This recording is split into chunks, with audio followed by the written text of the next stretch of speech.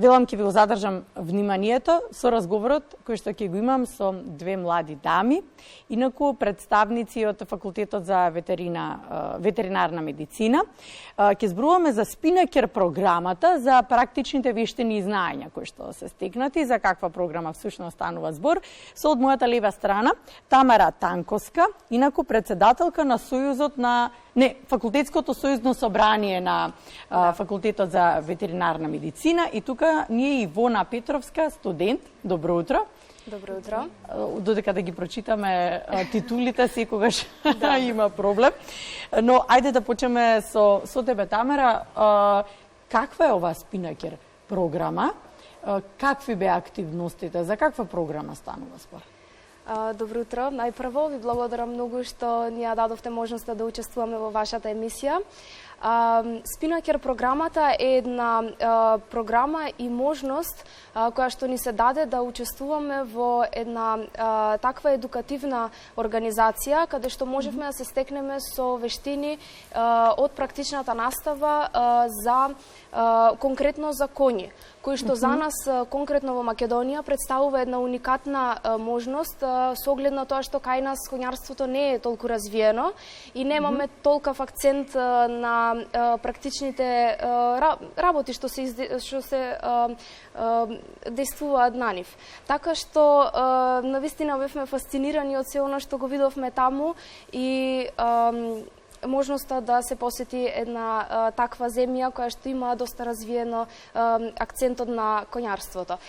Имаме инсерти и предпоставувам дека од режија ќе ги пуштат за точно што станува збор, да се види убаво во продолжение. Да, инаку оваа програма е организирана од Вроцлав, од Полска, тоа сакав да го напоменам, и се организира во 3 циклуси, односно првиот е конкретно за внатрешни болести кај коњи, вториот е за фармски животни, кој што сега една група од нашиот факултет веќе учествува баш овие денови, и третата е за домашни миленици, кој што треба да следи во наредните месеци.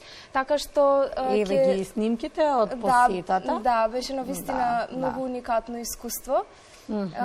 Така што сме навистина фасцинирани после сето ова. Ивона, што всушност за студентите значи една ваква размена, стекнување на искуство, она што може да го видиме вашата посета, како изгледала?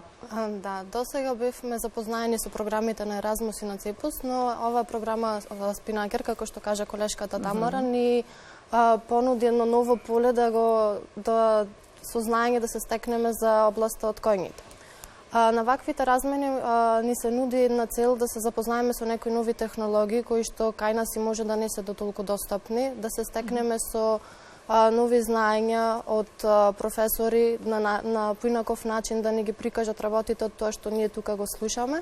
Но нели покрај наставата и праксата, тука се и новите пријателства со кои што се стекнуваме, кои нели во понатамошниот живот, во иднина, може да имаме една голема соработка како на приватно, така и на професионално ниво со тие колеги. Така е. Новите контакти секогаш се благодет во работата. Всушност, заклучивме, Тамара, дека дополнително на стручното знаење тука, праксата секогаш е неминовна и едноставно подобро знаење од пракса и оно што ќе можете да го видите. Мислам дека џабе и колку книги да сте изучиле, сепак праксата се знае колку е важна. Имаше ли предизвици некои со кои што се соочивте при тоа во целиот овој процес на оваа Спинакер програма?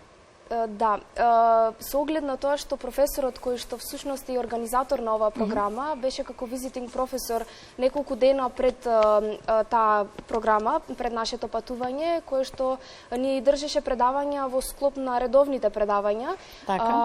Веќе не подкова на некој начин и научно, а и организационо, така што на некој начин бевме веќе спремни за ова патување. А и со оглед на тоа што нашиот факултет веќе долги години соработува со факултетот во Вроцлав, исто така имавме доста студенти кои што веќе отишле таму на некаква друга програма и размена и имавме кого да прашаме, со кого да си споделиме искуство и бевме спремни. Но ете како предизвик, можам да го кажам, тоа што веќе го напоменав, што кај нас немаме толку развиена практична настава за коњи, па можда првиот пристап со овие животни е малку сензитивен и специфичен, па тогаш ни беше малку така како предизвик, но сепак брзо го совладавме благодарејќи на професорите кои што беа целосно посветени на тоа. Колку време бевте таму?